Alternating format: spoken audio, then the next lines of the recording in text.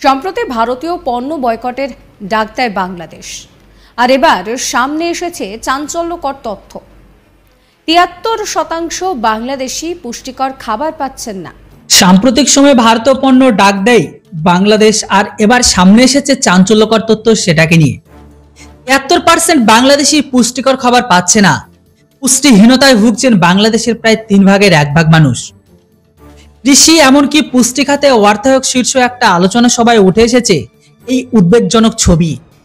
বাংলাদেশের ২২% মানুষ মাঝারি থেকে শুরু করে চরম খাদ্য নিরাপত্তাহীনতার মুখোমুখি হয়েছে। বাংলাদেশ সোশ্যাল মিডিয়ায় সাম্প্রতিক ইন্ডিয়া আউট নামে ভারত বিরোধী একটি প্রচার বা ক্যাম্পেইনকে চালানো হয়।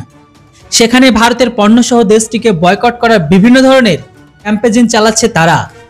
যদিও আনুষ্ঠানিকভাবে কোনো রকম কোনো মন্তব্য করেনি ভারত এখনো, তবে মুম্বাইতে ইন্ডিয়া ইনস্টিটিউট অফ ম্যানেজমেন্টে আয়োজিত ভারতের বিদেশমন্ত্রী স্যার এস জয়শঙ্কর স্যারজির একটি অনুষ্ঠানে যখন তাকে জিজ্ঞাসা করা হয় এই বিষয়ের উপর, তিনি তখন হাসতে হাসতে উত্তর দেন যে মিডিয়ায় আপনারা যা দেখবেন আর সবটা কিন্তু বিশ্বাস করার দরকার নেই। আপনাদের বলে দিই যে কেন এরকম অবস্থা হয়েছে। একটি সমীক্ষায় বলছে বাংলাদেশের ৩৬% মানুষ হরবাকার, সেখানে প্রায় ৭৩% মানুষ পুষ্টিকর খাবার পায় না। এটা নিয়ে সতর্ক না হলে আগামী দিনে পরিস্থিতি আরো খারাপ হতে পারে। পুষ্টি বলতে সাধারণত যা বোঝায় তাতে থাকে মাছ, মাংস, দুধ, ডিম ইত্যাদি। এখানে থেকে আমরা পুষ্টি পাই। তবে আমরা যে সমস্ত শাকসবজি থেকেও পুষ্টি পাই তার ধারণা বেশিরভাগ মানুষের নেই বললে চলে। সেই সঙ্গে জানানো হয়েছে খাদ্যের অনিশ্চয়তার ভয়াবহ ছবি ফুটে উঠেছে নাগরিকদের রক্তাল্পতার যে স্টেটমেন্ট সামনে এসেছে সেখানেই। ২০১২ সালে রক্তাল্পতায় ভুগত বাংলাদেশের প্রায় ৩৫% মানুষ। ২০১৯ সালে সেটা আরো ১% বেড়ে যায়। প্রসঙ্গত ইন্ডিয়া আউট ক্যাম্পেইন ৩.৫ মাস ধরে বাংলাদেশে ভারতীয় পণ্য বয়কটের ডাকটি সোশ্যাল মিডিয়ায় ব্যাপকভাবে ভাইরাল বা প্রচার হলেও দেখা যাচ্ছে বাংলাদেশে এই প্রচারকে চালনা করা হয়েছে ঘটা করে।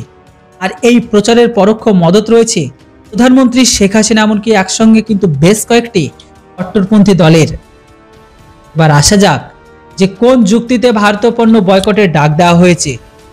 ভারতীয় পণ্য বয়কটের ডাক দেওয়ার সংগঠনের দাবি ভারত নাকি বাংলাদেশের অভ্যন্তরীণ রাজনীতির বিষয়ে মাথা গলাচ্ছে।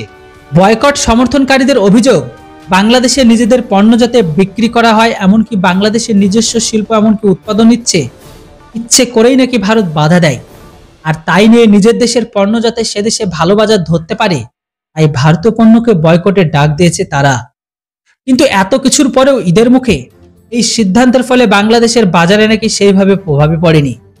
বিশ্ব ব্যাংকের তথ্য বলছে বাংলাদেশের আমদানি প্রায় ১২% করা হয় ভারত থেকে। ভারতীয় প্রসাধনী এমনকি অন্যান্য দৈনন্দিন ব্যবহারের পণ্যগুলি বেশিরভাগটাই আমদানি করা হয় আমাদের এখান থেকে। বাংলাদেশে ভারতের হাই কমিশনার জানাচ্ছে যে দুই দেশের মধ্যে আমদানি এমনকি রপ্তানি দুটো বৃদ্ধি পেয়েছে। বাংলাদেশের ব্যবসায়ীরা জানাচ্ছে যে ঈদের বাজারে ভারতীয় পণ্য বয়কটের কোনো প্রভাবই নাকি সেরকম ভাবে পড়েনি বাংলাদেশের বাজারগুলিতে। ঢাকা নিউ মার্কেট এলাকার চাঁদনী চক থেকে শুরু করে মগবাজারের মল ভারতীয় কাপড় আমদানি ও বিক্রির জন্য পরিচিত। তবে আমদানিতে এই বয়কটের ফলে কোনো প্রভাবই পড়েনি বলে জানা গিয়েছে। পেট্রোপল ও বেনোপাল সীমান্তে বাংলাদেশের সঙ্গে ভারতের স্থলপথের পণ্য সরবরাহ মূল করিডর। সেখানে ক্লিয়ারিং অ্যান্ড ফরওয়ার্ডিং এজেন্টরা তার আগের মতোই কিন্তু বাণিজ্য চালাচ্ছে বলে জানিয়েছে তারা। আর এটাও জানান ওই এলাকা দিয়ে ৩ মাস আগে প্রতিদিন ৩০০ থেকে প্রায় ৩৫০টি ট্রাক বাংলাদেশে প্রবেশ করত। আর ঈদ আসার পরে ঈদের বাজারকে ধরার জন্য পরে সেই সংখ্যাটা ৪০০ ছাড়িয়ে গেছে। বন্ধুরা, আশা করি আপনারা বুঝতে পেরেছেন বাংলাদেশ ভারতের পণ্য বয়কট করে কতটা সুফল আর কুফল হয়েছে। এই বিষয়ে অবশ্যই আপনাদের মতামত কমেন্ট বক্সে লিখে জানান। Thanks for watching. জয় হিন্দ, বন্দে মাতরম।